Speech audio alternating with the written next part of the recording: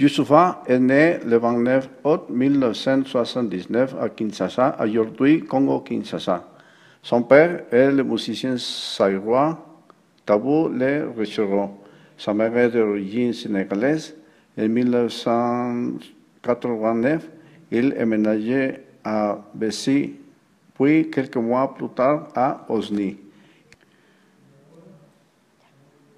Il arrive très tôt à Bruxelles de 10 ans, où il grandit avant de partir s'installer chez sa tante à Paris. Venu dans l'Hexagone pour y poursuivre sa scolarité, il réside à Cergy jusqu'à son entrée en seconde avant de déménager à Strouville dans les Yvelines. Il passe un bac et obtient la meilleure note de l'Académie de Versailles en français. Il passe un bac littéraire et s'oriente ensuite vers des études de médiation culturelle et communication à Rouen et la Guillotière jusqu'à la maîtrise bac plus 4. C'est après un cours universitaire à la Sorbonne Nouvelle Paris 3 qu'il se consacre pleinement à la musique. Son premier groupe est celui des Frères Lumière, monté avec 2 amis avec qui il sort en Matsy. Après plusieurs projets dans l'album Tendance du groupe Vanakin avec Sinistre et Philo, il sort fin 2005 un extrait DVD Éternel Recommencement, puis chez Hostile. Après avoir fait les premières parties de plusieurs rapports américains renommés 50 Cent, Snoop Dogg, Basta Rhymes, Na, Metoma, Redma, il sort son premier album solo en mars 2007 sous le nom À chaque frère, alors qu'il avait d'abord envisagé le nom Negritus. L'album comporte des featuring tels que Tiam, Colsin, Spee, Mike Jenny. En 2007, il participe en tant que professeur d'écriture à l'émission de télé-réalité musicale Popstar sur MC, qui a vu gagner Sharifa Luna.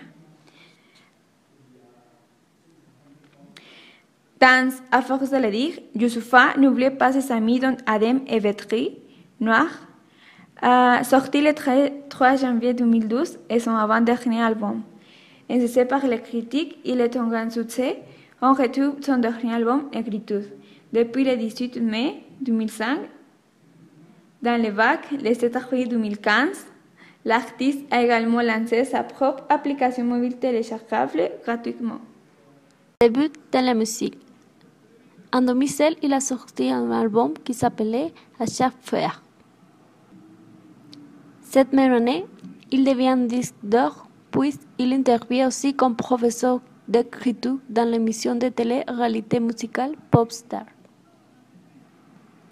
En 2009, il a sorti un autre album qui s'appelait Sur les chemins du retour et Noir et Blanche. Son 12e album sort finalement le 12 octobre 2009 avec une version expurgée du titre Polémique. Le 23 janvier 2012, il sort un autre album.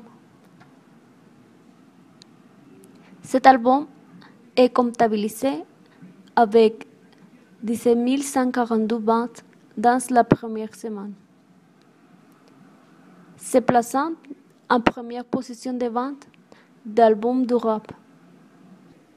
Sur l'album, on retrouve des collaborations avec beaucoup d'autres chanteurs. En 2015, il a sorti un autre album qui s'appelle Négritude. Il annonce sur Twitter qu'il est en préparation de la version 2 de Noir Désir. Le 10 janvier 2014 est sorti un autre album qui a vendu 17 000 exemplaires.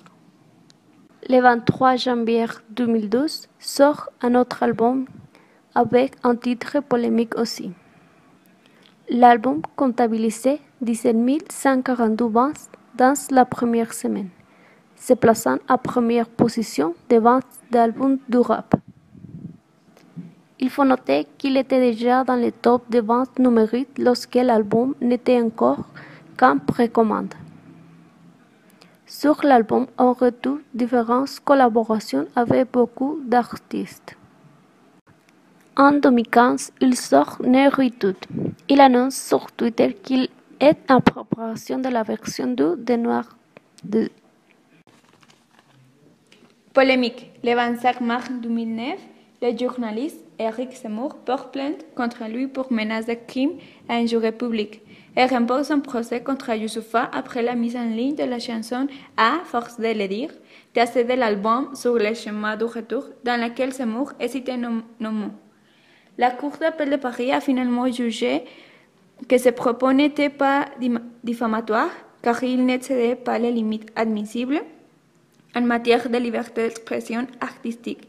Ces jugements interfèrent dans les procédants datant du 26 octobre dernier. À cette époque, le tribunal correctionnel de Paris avait rendu un jugement défavorable au rapport, le condamnant à 800 € avec sursis. La directrice de son label EMI, Valérie Kenny, devait payer 500 € avec sursis et il devient tous deux également pager 1 000 € de dommages et intérêts et 2 000 € de frais de justice à Éric Zemmour. Il affirme tout de même avoir gagné les bras de fer. En réponse, le chanteur connu pour son engagement pour la non-violence précise dans son interview antérieure à journal Les Parisiens qu'il s'agit de le faire taire non pas la force, mais par des arguments. Le faire taire, c'est le remettre en place. Les paroles ne parlent ni de meurtre, ni d'agression, ni de blessures. Je n'ai ni l'envie de le faire tuer, ni de le priver de sa liberté d'expression. Le faire taire, c'est le remettre en place, le mettre face à ses propres contradictions.